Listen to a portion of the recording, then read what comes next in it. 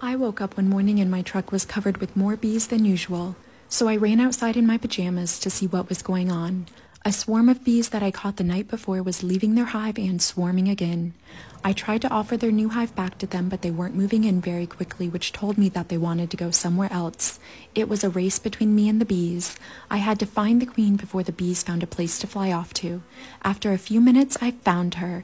I put her in a clip to keep her safe, but before I could put her in the new hive, I had bees swarming to her in my hand. As soon as I put the queen in the hive, the bees began to go right in. I still had some bees on my hand who weren't leaving because they could still smell their queen on me. So I shook them off so they could find her. Within minutes, the entire colony was rushing to get back into their new hive. You can see how fast they were moving and how the queen was covered in bees. I waited for all the bees to get into their hive, and it was another great day of saving the bees in my pajamas. I got a call to remove bees from one of the weirdest places ever, this toilet. The bees had been living in the tank of this toilet for years, and they filled the entire space with comb and had no room left to grow. So I got to work removing the hive. Everything I removed from the original hive was safe for the bees to have in their new home. Here's what the comb looked like. This piece had honey at the top, pollen below, and brood on the bottom. I spent a lot of time carefully removing each piece of comb. This was a happy and healthy colony of honeybees, and they were not stinging me at all. After I removed all of the comb, the toilet was still full of bees, which told me the queen was in there. Suddenly, I saw her crawling up the side of the tank. I put her in a clip to keep her safe, and I placed her in the new hive. Then I made a little bee bridge that led straight to the queen so the bees could easily get to their new hive.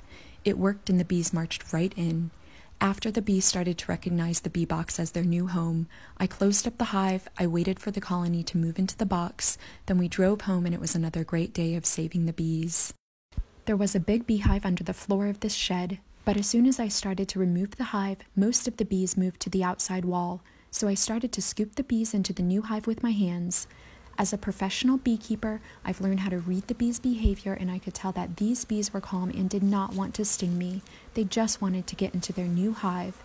So I kept scooping bees off the wall while looking for the queen bee. When the bees are gentle, I prefer to wear as little protective gear as possible.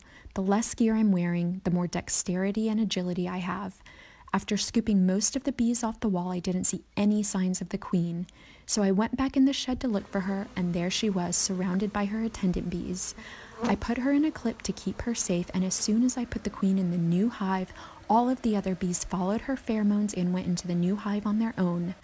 I waited for all the bees to get into their new home, then I closed up the hive, and it was another great day of saving the bees. After I rescue a colony of bees, I drive home with them and I put their hive in my main apiary, which also happens to be in my backyard. After I unload them from my truck, I carefully set their hive on a stand. Then I make sure they have everything they need, and I let the bees settle into their new home. A few days later, I open the hive to check on them. Here you can see all of the rubber bands I used during the hive removal process. The bees will attach the comb structure from the original hive into the wooden frames of the new hive. Sometimes they'll even use the rubber bands as building guides or as scaffolding to help them build more comb. When the bees have secured the comb into the frames, they'll chew through the rubber bands and drag them out of the hive. And now the bees can continue the important work they do in peace.